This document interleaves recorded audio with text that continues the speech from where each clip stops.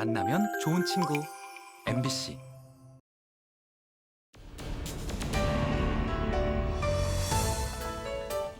지역사회 생생하게 살아있는 결이 다른 이야기 사생결단. 6월 1일 전국 동시지방선거가 끝나고 올 7월부터 각 지방의회도 전반기 의정 활동을 시작했습니다.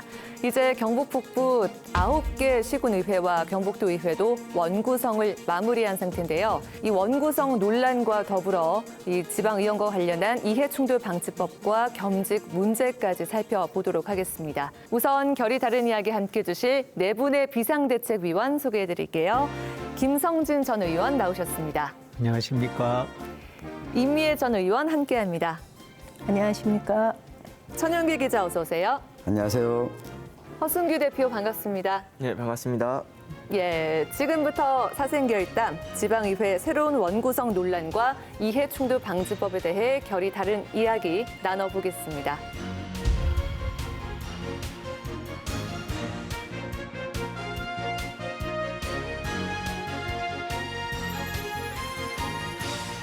그럼 먼저 오늘 주제에 대한 김성진 위원님의 결단 들어보죠.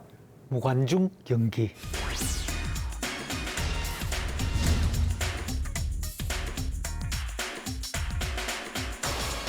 코로나 상황을 맞아가지고 예. 많은 스포츠 경기가 무관중으로 치러졌지 않습니까? 그런데 이 의장단을 선출하는 경기는 처음부터 무관중 경기예요. 특히 이미 경기의 승부가 다 결정이 나 있습니다. 선거하기 전에 당선될 사람이 사실상 결정이 되고 선거를 하는 거죠. 그래서 아무도 별 관심이 없어요. 자기들 선수들끼리만 아주 관심이 많죠. 예, 그래서 무관중 경기다. 예. 예, 원구성은 국회 관련 뉴스에서 많이 들어보셨을 텐데요. 제21대 후반기 국회도 원구성에 아직까지 난항을 겪고 있는 상태입니다. 이처럼 보통 국회건 지방의회건 임기 시작과 함께 원구성을 하게 되는데요. 원구성 자체가 이게 무슨 뜻인지 생소할 수도 있거든요. 회의가 진행되기 위해서는 회의를 진행할 사람이 있어야 되는 거죠. 그래서 이제 의회의 회의는 본회의와 상임위원회 이렇게 나눠져요. 본회의를 진행하는 사람은 의장, 부의장이 되고 상임위원회를 진행하는 사람은 상임위원장과 부위원장이 되죠. 상임위원회는 위원들을 배정을 해야 되니까 이런 회의를 진행할 수 있는 기본 틀을 조직을 갖추는 거다. 이렇게 설명을 할 수 있겠네요. 자, 그렇다면 의원들이 의장단과 상임위원장 선출에 이렇게 촉각을 곤두세우는 이유가 있다면 어떤 게 있을까요? 일단 많은 분들이 의장, 부의장, 상임위원장, 부위원장이 되면 1년에 수천만 원씩에 달하는 업무 추진비, 그리고 그에 따르는 의전 이런 것 때문에 원구성에 주도권을 잡고서 본인이 상임위원장이든 의장, 부의장이 되려고 한다 뭐 이런 이야기들이 있는데 저는 사실 의장이나 상임위원장을 해본 적이 없어서 저희 보통 이런 얘기 하거든요. 이건 의장 예산이야, 상임위원장 예산이야. 그러니까 다시 말하면 예산을 편성하는 시기에 의장에 대한 특별한 배려로 이루어지는 예산들이 좀 일부 있는 것 같아요. 이 부분은 의장을 해보셨던 우리 김성진 의원한테 들으면 더 잘 들을 수 있을 것 같은데 저는 이게 상임위원장이든 의장이든 이것을 하려고 다툼이 벌어지는 이유 중에 하나는 평의원만 했던 제 입장에서는 의안 상정 권한이 굉장히 크다라고 생각을 해요. 그러니까 제가 조례를 여러 차례 발의를 했지만 이게 상임위에서 의안 상정도 되지 못하는 경우가 여러 번 있었거든요. 의안 상정을 해달라고 상임위원장하고 수시로 싸워야 되는 거예요. 근데 이 권한을 당연히 교섭단체가 있어서 교섭단체 내에서 이번 회기 중에 의안을 이러이러한 것들을 상정한다라고 얘기가 되면 상임위에서 따로 이 문제와 관련해서 싸워야 할 필요가 없는데 교섭단체가 그 역할을 제대로 못하면서 개별 의원이 본인이 발의한 조례나 어떤 의안을 상임위에서 상정하기 위해서는 상임위원장하고 싸워야 되는 거죠. 그래서 저는 제가 볼 때 상임위원장의 가장 큰 권한은 의안 상정에 관한 권한이다. 여기서 큰 권한이 나오는 게 아니냐 이렇게 생각을 합니다. 아니 그 이야기 듣고 보니까 두 분이 이전에 같은 상임위에 계셨잖아요. 네네. 그러면 김성진 위원님한테 좀 도와달라고 하시지 그랬어요? 아니, 많이 도와주셨어요. 그런데 위원장이 아니셔가지고 네. 말로는 도와줄 수 있는데 권한으로는 한계가 있는 분이어가지고. 네, 그렇죠. 어려운 근데 실제로 이제 의장이나 상임위원장이 의원이 발의하는 조례안을 못하겠다고 이야기하는 것은 어쩌면 의장으로서 자격도 없고 상임위원장으로 자격도 없어요. 그런데 이것이 정치적인 폐가름에 의해 가지고 방해되는 경우들이 있죠. 근데 실제로 저는 안동시의회에서 의장도 해보고 상임위원장을 해본 입장에서는 실제 별거 아니에요. 그런데 우리 시민사회가 의장이고 상임위원장이면 뭐 대단한 것처럼 또 생각해주고 그러다 보면 이 의장이 대단한갑다 또 생각을 하죠. 그리고 공무원들이 어떤 일을 의회와 협의할 때는 통상적으로 의장과 또 상임위원장하고 일차적으로 협의를 하게 되죠. 그러면은 또 뭔가 큰 권한이 있는 것처럼 느껴지는데 시민의 뜻을 받들어서 시민의 표에 의해서 선출됐다고 보면 선출된 그 권한, 선출된 책무가 가장 명예롭고 가치 있는 일이죠. 왜냐하면은 유권자가 선택해준 의원이기 때문에 어쩌면은 의장 이상으로 가치 있는 것이 의원이에요. 예. 근데 마치 의장이나 위원장이 대단한 것처럼 싸우는 것을 보면 한편으로 우스운 일이죠. 예? 근데 너무 원론적인 이야기죠. 정말. 그러니까 하신 말씀이 맞습니다. 의원보다 더 우월적인 권한을 지닌 지위는 없다. 이것에 동의는 하지만 실제로 집행부와의 관계에서는 의장, 상임위원장들이 갖는 우월적 지위라는 것이 존재하고요. 의원 당사자 입장에서는 그게 해보니 별거 아니더라라고 얘기할 수 있겠지만은 주민이나 집행부와의 관계에서는 굉장히 좀 다르다. 라는 얘기를 할 수 있을 것 같아요. 무엇보다도 의원이 되고 나면 사실 승진을 할 수 있는 기회가 따로 없지 않습니까? 공무원들만 하더라도 내가 9급에서 8급, 7급, 6급 이렇게 올라가는 게 있는데 의원을 3선이나 했어요. 근데 상임위원장도 못하고 하면 자기 동네 가면 야, 니는 의원 3번이나 해놓고 얼마나 능력이 없었으면 상임위원장도 못하냐. 누구는 의장도 했다던데 의장도 못하냐. 이게 명예에 대한 욕구가 사실 지방의원들에게는 권한보다도 저는 훨씬 크다고 봅니다. 어쩌면 그 직책이 주어지는 책임, 의무, 그 명예가 가장 큰 거죠. 선출된 그 의원이라는 것이죠. 가장 그게 의미가 큰 거예요. 그렇죠. 지난 2018년에 의성군의회 의장단 비밀각서 논란처럼 소속 정당이나 지역구 본인의 이익에 따라서 나눠먹기식 관행으로 꾸려지는 경우가 많다고 들었는데 그렇습니까? 의성에 2018년도에 이런 일이 있었어요. 저희가 13명이거든요. 7명의 지지자를 누가 먼저 확보하느냐가 이 의장당 구성에 있어서 키를 쥐고 있는 거죠. 그래서 어떤 의원 한 분이 7명을 구성했고 그분이 상임위원장을 맡기로 했는데 다른 6명으로 그룹이 형성된 이쪽에서 상임위원장을 맡기로 한 이분한테 의장을 제안한 거예요. 그래서 이쪽에서 약속까지 다 하고 서약서까지 썼는데 의장을 제안하니까 투표하는 날 이쪽으로 가서 본인이 의장을 맡고 7명의 머리를 채워줌으로 해서 다수가 돼버린 거죠. 그래서 이분이 의장이 된 사례가 있었어요. 그리고 이 서약서가 언론을 통해서 공개가 되면서 이건 신의의 문제 아니냐 이런 얘기들이 있었거든요. 근데 이런 일들은 사실 지방의회에서 비일비재하게 일어납니다. 그러다 보니 지난 4년간 7명의 다수 의석과 6명의 그렇지 못한 의석을 가진 의원들이 4년 내내 감정의 골들이 이게 치유가 되지 않은 상태에서 계속 갈등을 국민들한테 그대로 노출되는 상황이 벌어졌었죠. 굉장히 안타까워요. 의장당 선거에 영향을 미치는 요인이 첫째 지역구 국회의원, 두 번째 금전적인 요인, 세 번째 각자의 욕심에 의해서 무수한 게임의 룰들이 전개되죠. 그러다 보면은 여기에서 여러 가지 인간적으로 할 수 없는 일, 또 정치 도의적으로 할 수 없는 일들이 여기서 벌어지다 보면 의회 내에 숱한 갈등들이 일어나게 되는 거죠.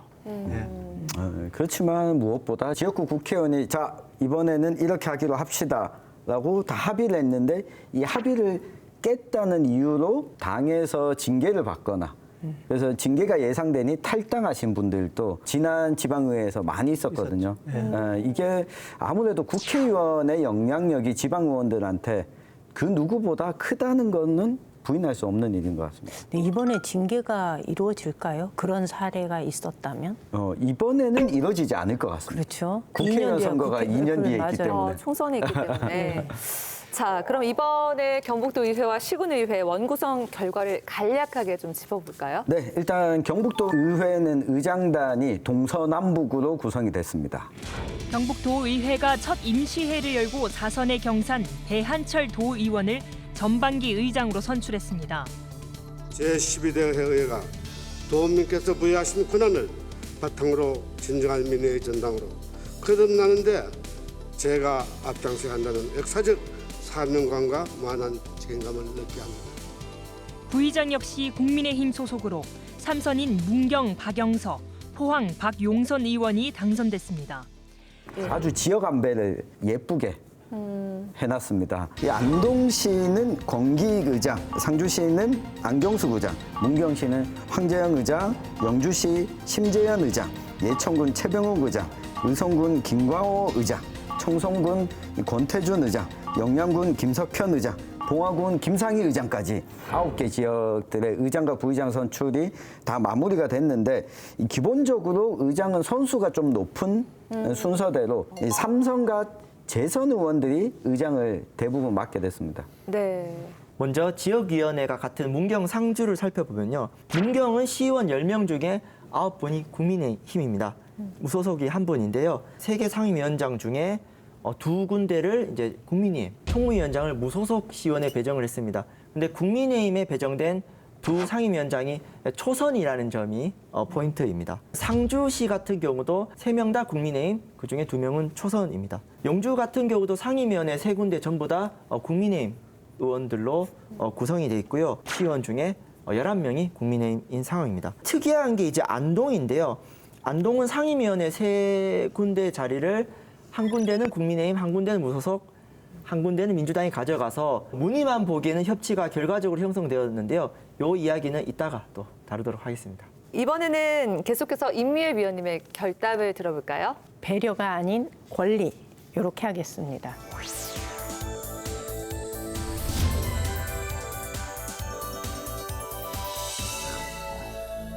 그러니까 상임위를 구성하거나 의장단 선출을 할 때 소수 정당은 다수당에 배려를 요구합니다. 그런데 배려는 해주면 고마운 거고 안 해주면 서운한 거고.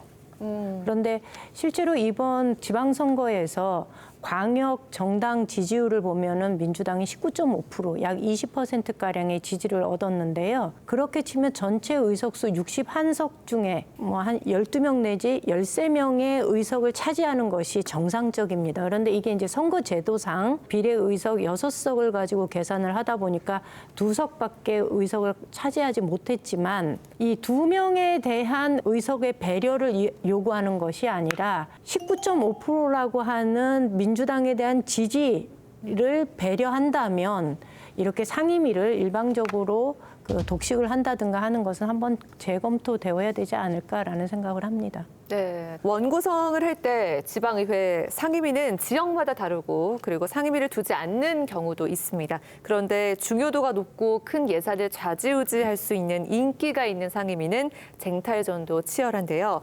경북도 의회처럼 의원 수가 많을 경우에는 이 배정을 어떻게 조율할 수 있나요? 일단 도의회 얘기하기 전에 우리가 상임위가 구성되어 있지 않은 군의회가 경북에 전체 6개가 있어요. 예. 인원수가 7명에서 한 8명? 요 정도로 되어 있는 경우에는 본회의에서 모든 회의가 이루어지고 예. 특별위원회를 따로 두도록 그렇게 되어 있습니다. 근데 도의회는 일단 의장과 부의장이 뽑히고 나면 의원들이 본인이 희망하는 상임위를 1순위, 2순위, 3순위에서 제출을 합니다. 그러면 의장단에서 그걸 쭉 놓고 상임위를 배정을 하는 거죠. 근데 배정을 할 때 원칙이 있어야 되겠지요. 일반적으로 초선이 원하는 곳에 먼저 배려하고 그다음에 전문성, 지역별 안배 이런 것들을 고려해서 이렇게 배정을 합니다. 그런데 만약에 본인이 원하는 곳에 배정을 부득이 못할 경우에는 의원과 상의를 한다든가 이런 예. 방식을 통해서 왜냐하면 요거는 또 지역 주민들하고의 관계가 있는 거여서 이런 방식으로 배정을 하고 있는 거죠. 이제 의장단이 선출되면 첫째 의장은 운영위원장을 누굴 할까 내심으로 결정을 해요. 운영위원장으로 내정하고자 하는 사람에게 중간 역할을 하도록 하죠. 의장과 의원들 간에서. 그러면은 안동시 출신 도의원이 3분이 있는데 그 3분들은 각자 다른 상임위원회를 선택한다고 봐요. 그런데 경우에 따라서는 겹치는 경우가 있죠. 그러면 그 의원들이 서로 상의해서 중간 역할을 하는 사람과 소통해가지고 되도록이면은 위원회가 중복되지 않도록 하게 되고 임 의원님 말씀하신 것처럼 초선이 가고자 하는 위원회가 있고 다선이 가고자 하는 위원회 있을 때는 주로 이 중간 역할을 하는 분이 다선에게 양보를 하도록 하고 그러는 가운데서 또 이제 의장의 입장에서는 상임위원회 위원장을 누구로 할 것이냐 또 부위원장을 누구로 할 것이냐 이런 것까지 어느 정도의 염두에 둬서 상임위원회 구성이 되도록 또 하는 역할도 속으로 있습니다. 근데 여기서 교섭단체가 구성이 되어 있으면 교섭단체 간의 협의를 통해서 상임위 배정이 이루어지도록 그렇게 되어 있어요. 도의회가 2020년도에 하반기 원구성을 할 때는 교섭단체가 구성되어 있으니 국민의힘, 그다음에 민주당, 그다음에 무소속과 바른미래당 중심으로 해서 3개의 교섭단체가 협의를 하도록 되어 있었는데 논의하는 경험 자체가 워낙 없다 보니 이것이 제대로 이루어지지 못한 아쉬움이 있습니다. 이제 교섭단체가 있다고 가정을 하게 되면 원구성이 굉장히 조금 미뤄져야 돼요.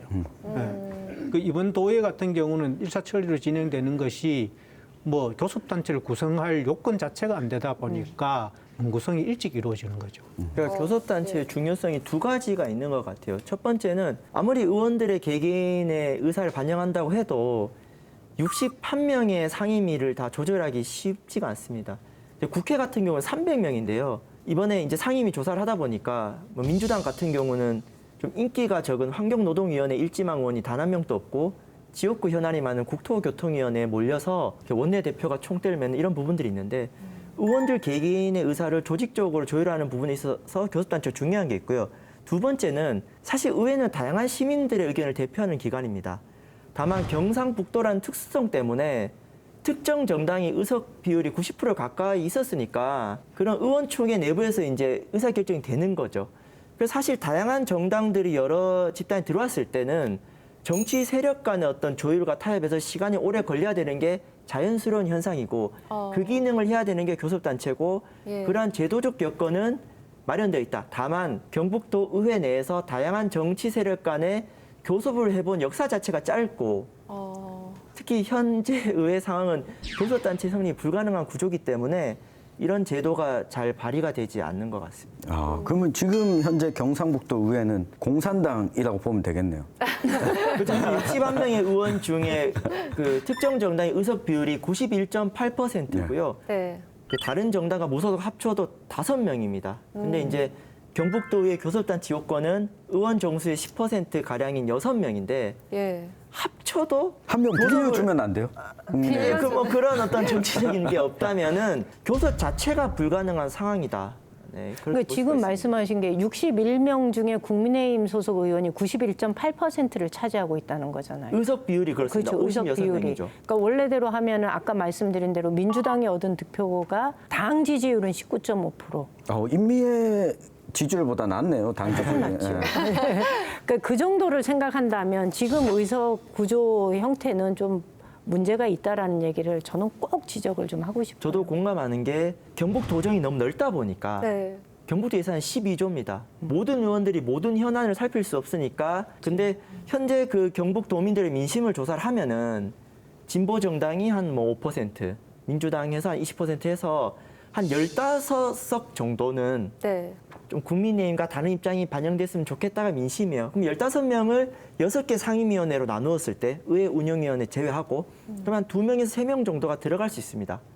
그러면은 개별 상임위원회에서 조금 다양한 논의들이 펼쳐질 수가 있는데 현재 그 선거제도에서는 상임위 구조 자체가 처음부터 독식 구조로 만들어지기 때문에 그런 상임위 배분이 독식이라는 비판 자체가 좀 허공에다가 지르는 비판이 아닌가 이제 생각을 하고 있습니다. 절대 다수를 단선시킨 국민의힘을 지지하는 입장에서 의원 구성도 경북 도민이 선택한 입장에서 어떤 의미에서는 도민들이 참 잘하고 있다고 생각할 수도 있어요. 네.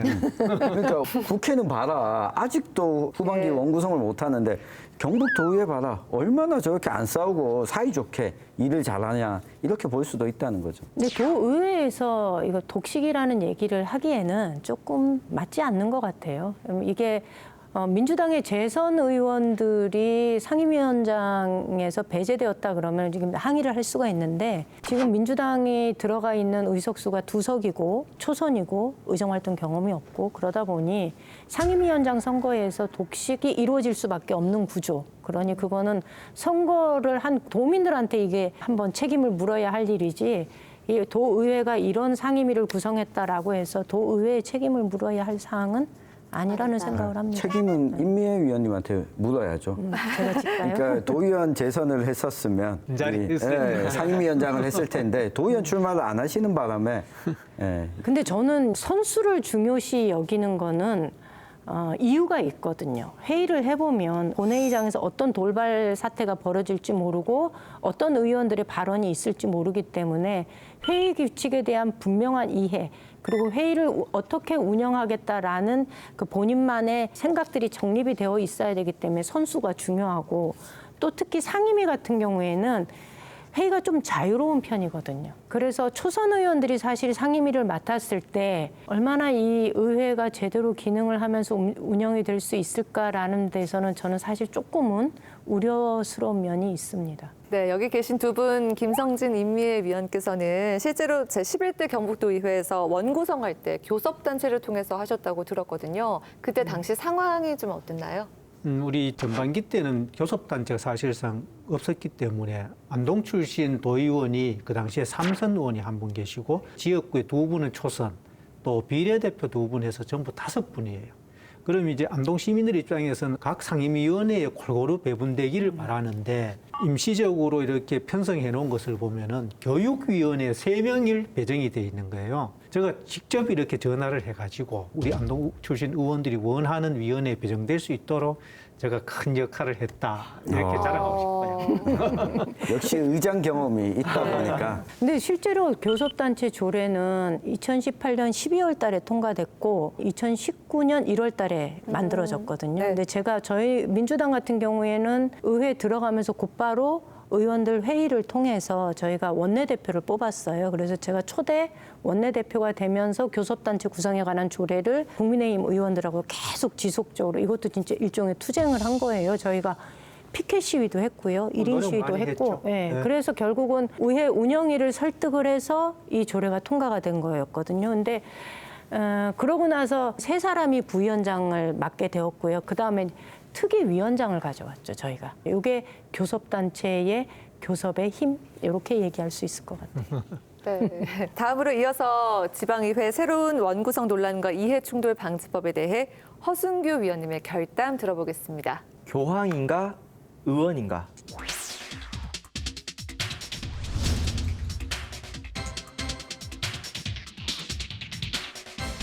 경북 북부 대다수 의정단 선출 방식은 교황 선출 방식인 무기명 비밀 투표를 채택하고 있습니다. 별도의 후보자 등록도 없고요. 정견 발표도 없습니다.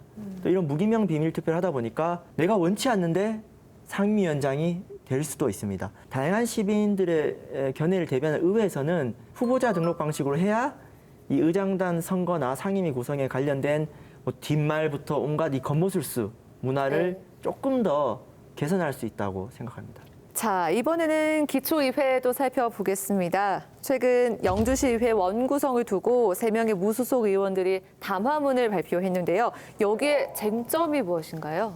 네, 현재 영주시 의회는 14명의 시의원 중에 11명이 국민의힘이고 3명의 무소속 의원들이 있습니다. 쟁점은 크게 3가지입니다. 첫 번째는 상임위 구성 과정에 협의 과정이 부족했다. 일방적으로 통보했다는 겁니다. 두 번째는 또 자주 나온 얘기죠.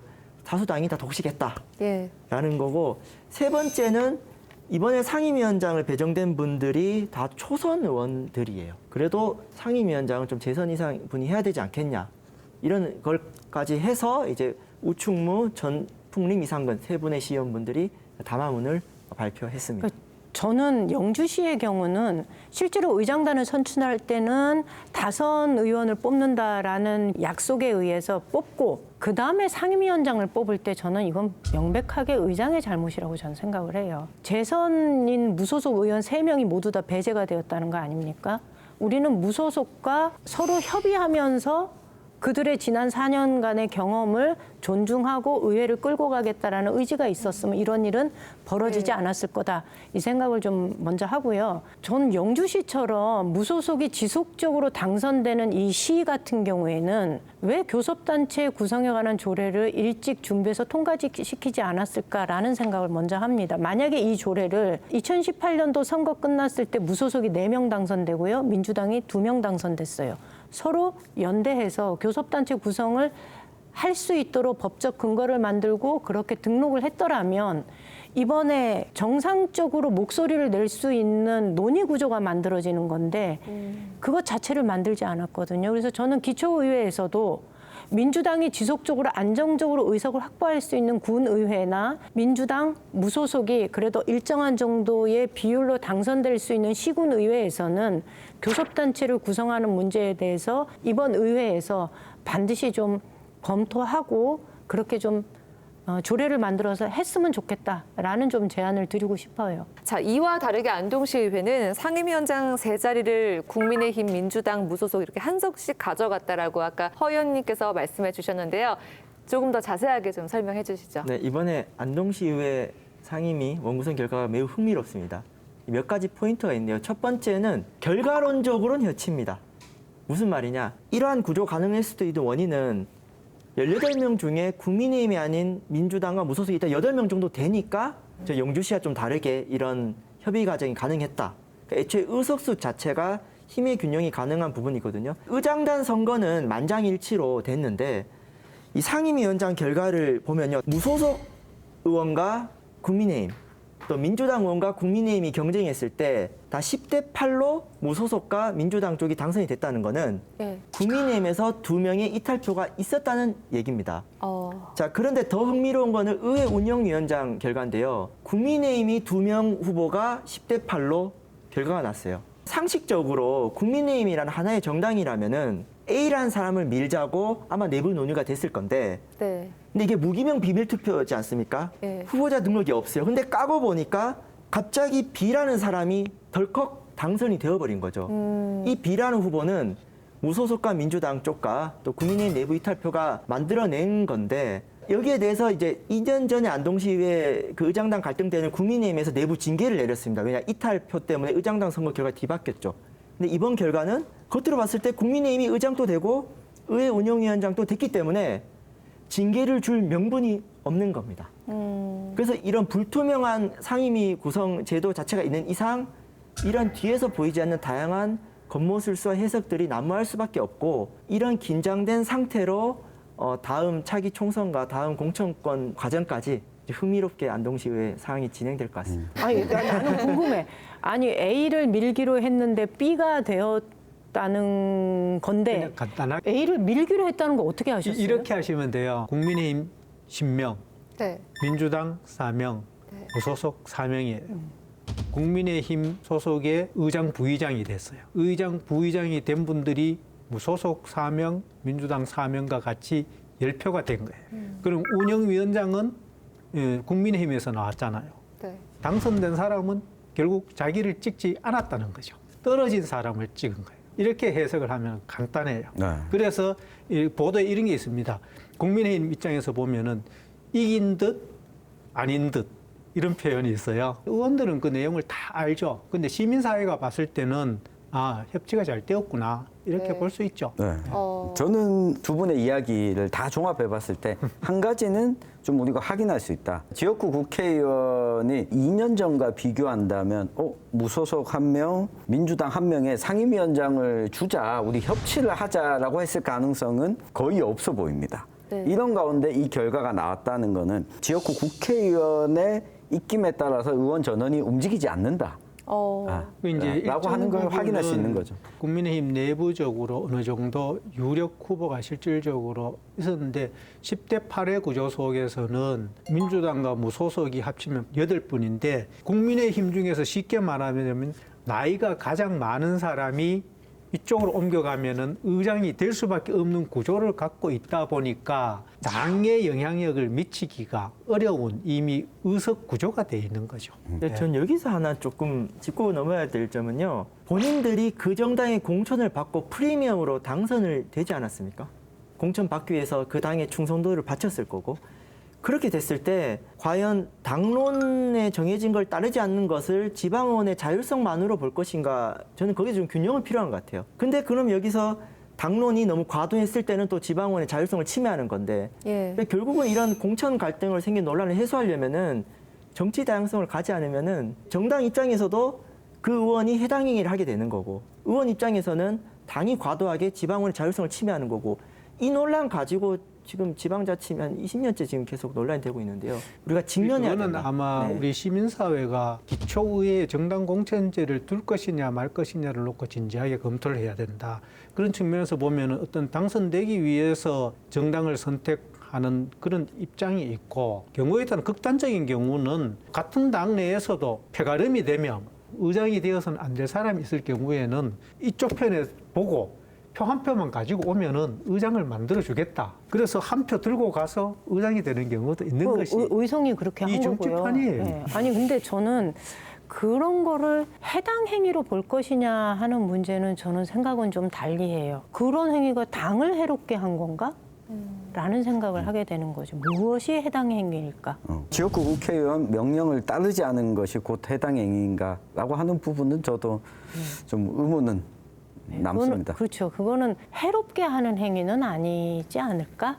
적어도 어떤 정책과 관련된 것에서 정해진 입장에 따르지 않는 것은 해당 행위일 수 있을지 모르나 의장단 선거와 관련돼서 보여주는 것은 당을 해롭게 하는 행위라기보다는 국회의원을 해롭게 네. 하는 행위다. 네, 이렇게 정리를 하면 저는 그 부분 또 지금의 우리 지방자치 수준에서 그런데 만약에 이제 경북도 다양한 정당들이 원내에 들어오고 이런 구조가 됐을 때 사실 그 경계를 나누기가 좀 어려운 근본적인 고민도 어려움이 있죠. 있다라는 예, 거를 좀 맞습니다. 말씀드리고 싶습니다. 예. 또 이번에 눈길을 끄는 이슈가 있습니다. 바로 경북 북부 시군의회 의장단 선거에서 여성 의원들이 약진을 한 건데요. 바로 상주시와 봉화군입니다.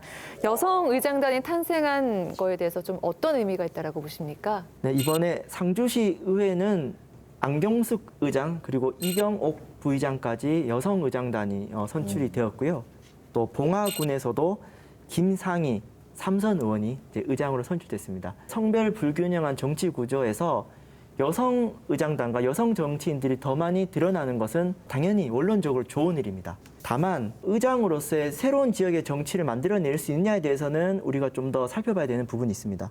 상주 같은 경우는 그 안경숙 의장님이 2년 전에 상주시 의장단 갈등 사태 때 후보자 등록 제도 등을 비롯해서 제도 개선이 필요하다라는 대시민 사과 기자회견 10명 중에 한 분이셨습니다. 이번에 의장 되셨으니까 본인이 2년 전에 했던 그 공약을 제도적으로 완비하는데 책임을 좀 다해 주시길 바라겠고요. 봉화 같은 경우는 지금 봉화군 의원들이 각종 비리와 의혹 때문에 좀 논란이 많이 되고 있습니다. 예. 그나마 김상희 의원이 3선을 하면서도 흠과 결이 없는 의원으로 네, 평이 있습니다. 근데 이제 3선 되시고 자기 정치를 할지 아니면 여전히 그런 정당 기득권 구조에서 어떻게 할지는 이제 앞으로 좀 살펴봐야 될 것 같은데요. 네, 그 정도 말씀드리겠습니다. 의회의 기능에 대해서 의회의 위상과 역할에 대해서 의장들이 분명하게 인식하는 경우가 별로 없는 것 같아요. 제가 도의회 4년을 경험하면서 어떤 의장님은 그래도 나름 자신의 지위에 대해서 분명한 이해가 있는 경우가 있었고 어떤 분은 그렇지 않더라는 거죠. 의회가 집행부를 협조하는 것이 최고의 역할이다라고 이해하는 의장들도 있었거든요. 그래서 좀 아쉬웠고 그전에는 비례 1번 받아서 들어가는 경우가 없었는데 2006년도에 제도가 만들어지면서 여성 의원들이 지방의회에 진출하기 시작한 뒤부터 지금까지 16년 정도의 시간이 흐르면서 이제 여성 정치인에 대한 도민들의 유권자들의 심리적 장벽이 좀 많이 낮아진 거 아닌가라는 것을 이번에 의장단 구성을 보면서 좀 확인할 수 있었던 것 같아요. 자, 일부 지역에서는 이 의장단 선출에 국회의원의 입김이 작용해서 이 초선이나 비례대표 의원이 선출이 되는 경우도 있고 뒷말이 무성합니다. 반대로 다음 총선을 의식해서인지 지방의회 자율에 맡기는 경우가 많다라는 분석도 있는데요. 이런 상반된 평가에 대해서는 좀 어떻게 생각하세요? 네, 이게 지방선거 때까지는 보통은 국회의원들이 갑입니다. 공천권을 가지고 있기 때문에.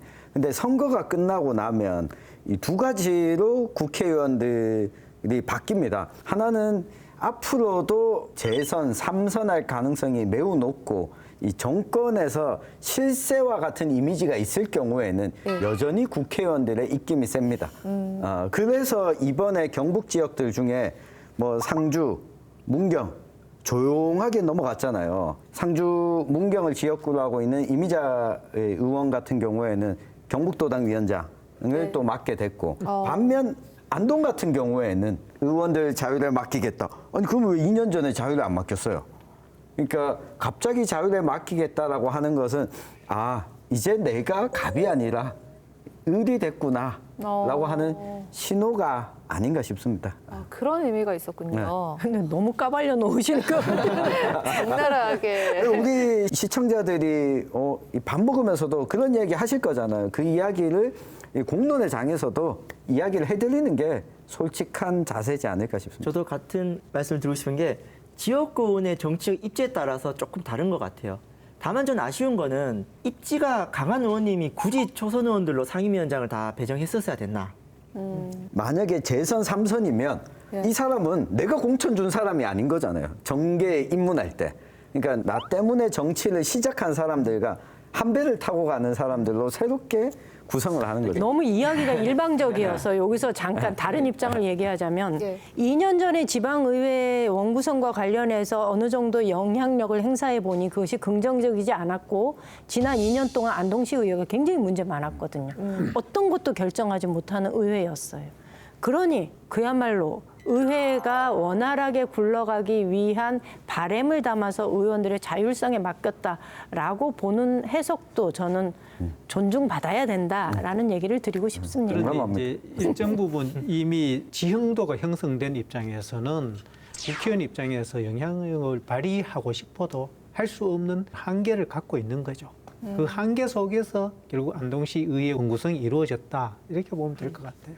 예, 국회의원으로부터 지방의회가 독립적으로 활동하려면 앞으로의 대책 어떤 게 필요하다라고 보세요? 무엇보다도 뭐 공천제가 폐지되어야 되겠죠. 그러니까 저는 의원의 자질 문제가 또 되게 중요하다. 그리고 시민만을 바라보면서 정치를 하려고 하는 의원들에게는 전폭적인 응원 반드시 필요하다. 이게 국회의원의 입김으로부터 지방의회의 독립성을 지켜나갈 수 있는 방법이다. 말씀드리고 싶어요. 저는 근본적인 제도 개선을 제안하자면은 공천 다변화를 제안드리겠습니다. 그러니까 정치 선진국 같은 경우는 정당법이 한국과 다릅니다. 지방선거를 할 때 전국 정당이랑 동네 정당이 서로 경쟁할 수 있습니다. 무슨 말이냐면은 공천권을 중앙 정치만 쥐는 것이 아니라 동네에서도 공천할 수 있고 이런 다양한 구조가 된다면은 대선 때는 서로 연대했다가 대구 경북 행정통합 이슈 가지고는 국민의힘 경북도당 내부에서도 서로 다르게 경쟁할 수 있어야 됩니다. 특히 이번 지방선거가 정말 좀 최악이었다고 생각합니다. 대통령 두 후보한테 충성을 잘한 분들한테 그것이 그대로 지방의회로 연결되는 이 고리를 깨려면은 공천 방식이 다양해져서 중앙정치의 독점 구조를 깨는 것이 저는 좀 정당 정치 발전에도 좀 필요한 일이 아닌가. 그건 이제 공천 관련이 아니고 정당법의 어떤 개정이 필요해요. 외국의 선진국들을 보면은 지방 정당들을 다 인정하죠. 그리고 우리나라에도 이미 몇몇 도시에서는 이걸 법적으로는 인정받지 못하지만 시민사회 일각에서 정치 일각에서 지방 정당들이 활동하고 또 그 활동에 의해서 실질적으로 선출까지 되는 이런 것들을 겪고 있는 거죠. 그 정당법 1차적으로 고쳐져야 돼요. 자, 이번에는 마지막으로 오늘 주제에 대한 천연글 위원님의 결담 들어보겠습니다. 봉화가 로두스다.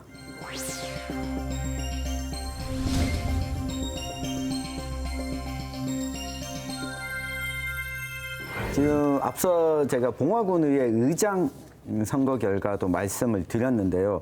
선출된 의장이 집행부와 연결관계를 또 가지고 있고 수의계약을 부정하게 받았다는 혐의로 봉화 지역단체로부터 이 고발된 분이 또 부의장을 맡았어요. 지난 4년 동안도 봉화 관련 이슈를 많이 다뤘는데 이제는 봉화군 행정을 감시할 의회마저도 이 사생결단이 감시를 안 하면 안 된다. 예. 이 말씀 드리겠습니다. 감시할 게 한두 개가 아닙니다. 네. 예.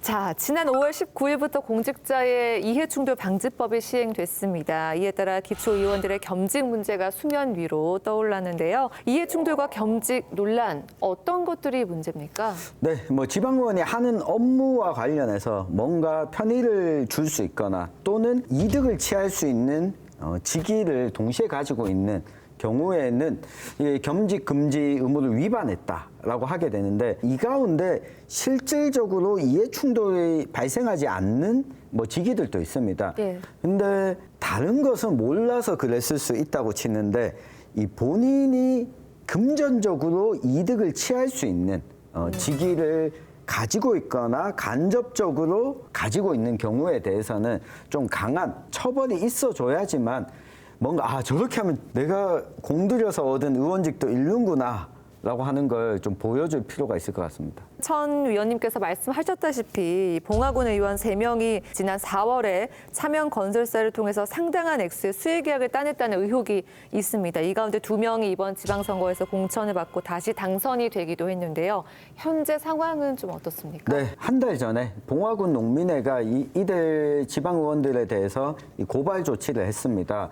이후에 뭐 수사가 이루어지는 경과들을 봐야 될 것 같은데요. 당선된 군의원 2분 중에 한 분이 지난 봉화군 의회에서 의장을 맡았던 권영준 봉화군 의원입니다. 본인과 특수관계인 업체, 건설사 3곳이 봉화군으로부터 따냈던 수의계약이 300건이 넘었고요. 예. 49억 원. 맞네. 많죠. 근데 쪼개기 계약을 했거나 아니면 작은 것들까지 해서 49억 원이면 웬만한 지역의 작은 기업 한 해 매출의 수준이거든요. 박동교 군의원 역시 이 건설사 2곳과 특수관계인데 이 당선 전에 운영하던 회사였어요. 그리고 친형이 운영하던 회사까지 포함해서 4년간 따냈던 수의계약이 모두 9억 원.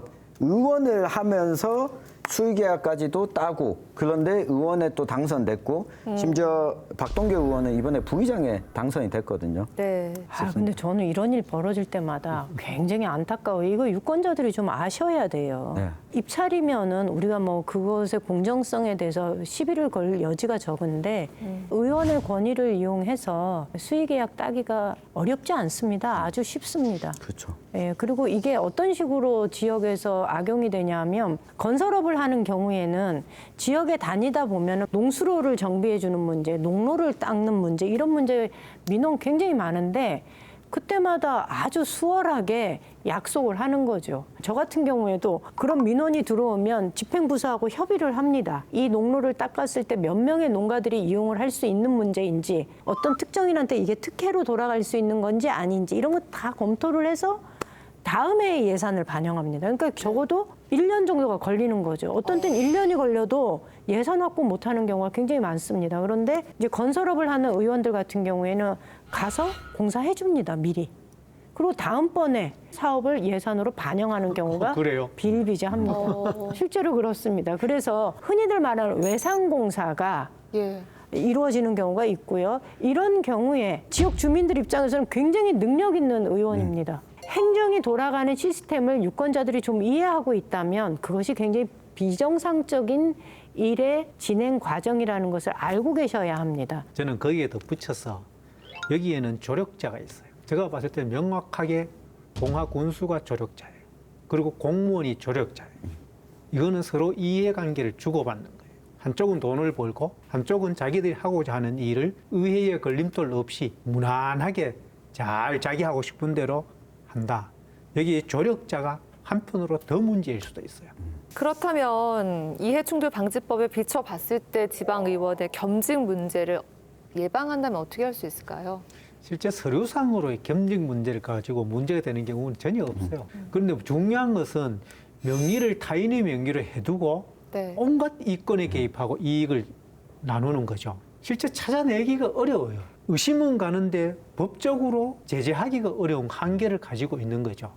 결국은 주민들의 어떤 감시가 있어야 되고 공무원들이 조력자가 되지 않아야 되고 무엇보다도 선출된 분들이 오로지 돈 벌는 일에만 혈안이 돼 있으면 그 군이 망하고 시가 망하는 거죠. 그렇죠.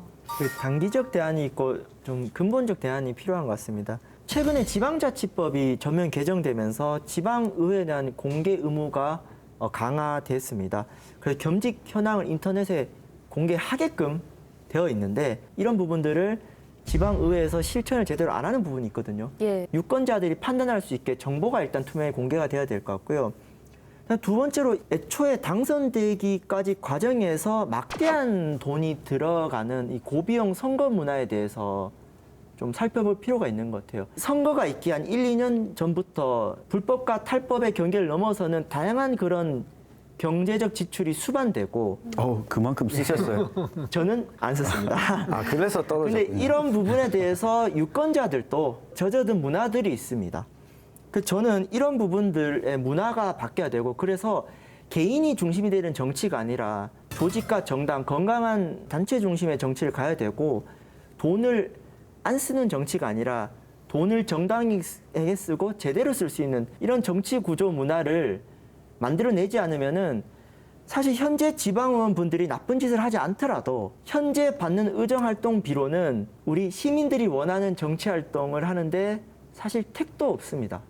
그리고 그러한 돈을 안 썼을 때 많은 유권자들이 저 의원 욕을 하거든요.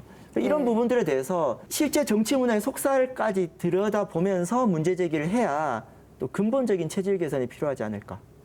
근데 저는 겸직 문제, 그다음에 이해 충돌 문제, 이 문제가 나올 때 저 하나는 좀 짚고 넘어갔으면 좋겠다 싶은 게 전문성 문제거든요. 예를 들면 저는 농사를 짓고 저는 소를 키우는데 제가 가지고 있는 전문성으로 농수산위원회에서 의정을 활동하는데 상당히 도움이 됩니다. 실제로 농업은 겸직 대상으로 보지 않아요. 그러니까 저는 겸직에 걸리지 않았던 거예요. 근데 내가 만약에 어린이집을 운영하고 있는데 내가 아이들 보육 문제에 관심이 있고 전문성이 있어서 도의회의 행정보건복지위원회 내지는 교육위원회에 들어가서 의정활동을 했을 때 전문성과 이해충돌 문제가 걸린다라고 얘기를 해요. 근데 그게 과연 걸리느냐 매번 그렇진 않거든요. 그러면 의원이 가지고 있는 전문성이 이 이해충돌 조항에 비추어 볼 때 어떻게 그럼 발휘될 수 있느냐라는 문제가 우리는 이 경계가 지금 굉장히 애매모호한 상황이거든요. 그 잣대가 국회 같은 경우는 변호사 자격증을 갖고 있는 국회의원이 법사위원회에 들어가는 거 문제가 없어요.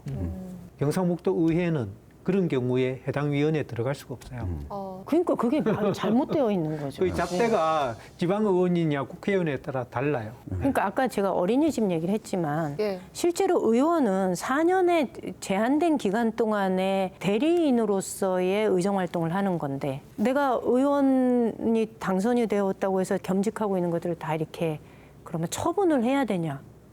이건 또 아니거든요. 제가 정치를 계속할 것도 아니고 이 과정에서부터 이미 또 다른 편법을 우리가 찾을 수밖에 없는 구조가 된다는 거죠. 그래서 저는 서류로 뭔가를 이렇게 규정지어서 이건 돼, 안 돼라고 하는 것이 현장에 있는 의원들 입장에서는 별로 진짜 의미가 없는 거라는 거죠. 아주 간단하게 정리하면 자꾸 겸직을 이야기하잖아요. 예. 이해충돌을 위반하는 것이 문제다라고 이야기를 하는 게 조금 더 정확하지 않을까 근데 앞으로. 그건 중요한 거는 찾아내기가 극히 어렵다. 네. 법 적용을 해서 처벌하기는 더 어렵다 이거죠. 네. 그래서 저는 임미애 의원 말씀에 되게 공감한 게 법적인 규제는 한계가 있습니다. 그러니까 한국의 많은 정치 문화가 정치와 규범으로 풀어야 될 문제를 규제로 이렇게 풀어가려는 경향들이 있습니다. 그럴 경우에 결국 또 허점이 생기거든요. 그래서 더 많은 정보를 공개하고 정치 문화를 통해서 이런 문제들을 해소하는 게 결국 근본적인 접근이 아닐까 싶습니다. 정보를 공개하더라도 사실 언론의 역할이 저는 더 크다고 봅니다. 왜냐하면 우리 온라인상에 이 겸직이든 재산이든 다 공개가 돼 있는데 우리 군 지역에 계신 어르신들이 그 의회 홈페이지 찾아가서 아이고야 이 군의원은 재산이 얼마가 있노 이렇게 보시지 않습니다. 결국 이걸 지속적으로 감시를 해줘야 되는 것은 언론의 역할인데 이런 것들을 살피고 부당한 이익을 가져가는 의원, 공직자는 없는지를 시민을 대신해서 살펴주는 언론의 역할. 특히 봉화군 의회는 계속해서 감시를 하겠습니다. 정말 예정이 많으셔서.